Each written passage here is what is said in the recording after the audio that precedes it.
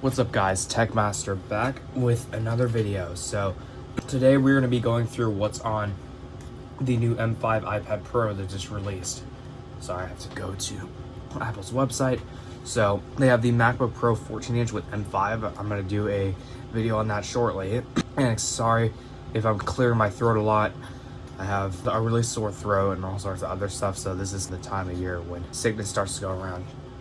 Anyway, today we're going to be looking at the M5 iPad Pro.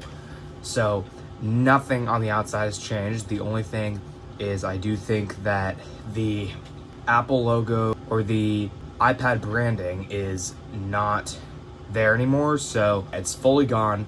The price is $9.99, just like the previous one, and most everything is the same.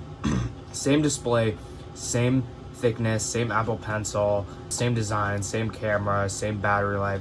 The main difference is the M5 chip instead of the M4. Same crazy thin and light design. And again, nothing else has really changed. If you're coming from an M1 iPad Pro, you're gonna see major speeds in pro rendering and AI images and stuff like that. I don't know why I clicked on iPhone, but if we go to the M5 iPad Pro, they remove the M4 one obviously, and they have the iPad Air with M3, iPad A16, iPad Mini 7 or A17 Pro, that kind of thing. And right off the bat, I'm gonna just probably say it, I probably wouldn't buy it, mostly because it's a good iPad, but given iPad OS is still iPad OS and nothing has really improved since we got the M1 series of chips, and you may get faster image rendering and AI, but in terms of what you can do with this M5 chip, barely 99% of apps could barely take advantage of it. So let's be real, M5 is way too overkill for iPad OS. M2 was already too much overkill, even M1. And 4 years later, maybe you could use M1, M2 level performance, but even going up 2 generations to the M4 iPad Pro, which I personally have, was already overkill. And I'm just gonna say right away, I will not be upgrading my M4 iPad Pro based on what I do on the iPad. Now, don't get me wrong, this was the latest and greatest when I bought it, but going up to the M5 is straight up useless, so I will absolutely not be upgrading. And if you have an M4 iPad Pro, absolutely do not upgrade. That is one of the most useless upgrades. And not only that, you can buy the M5 iPad Pro, or the M4 iPad Pro, sorry, for around $750 on Amazon. I'll leave the link down below.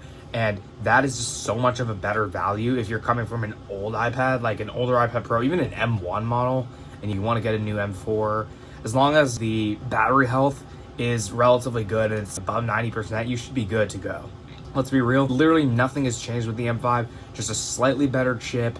And one thing that's small is you do get more RAM on the base model, so you get 12 gigs of RAM instead of 8. And then there's a little bit of difference in terms of the chip and all that. You go from 12 gigs of RAM and 153 gigabytes per second memory bandwidth and all that kind of thing. 3 performance cores, everything's mainly the same. So just keep that in mind. You're not really getting any good updates at all. So just keep that in mind. And as I said, this iPad is great, and I'm not saying don't buy it at all, but I'm saying only if you were strictly upgrading from an M1 iPad Pro or older.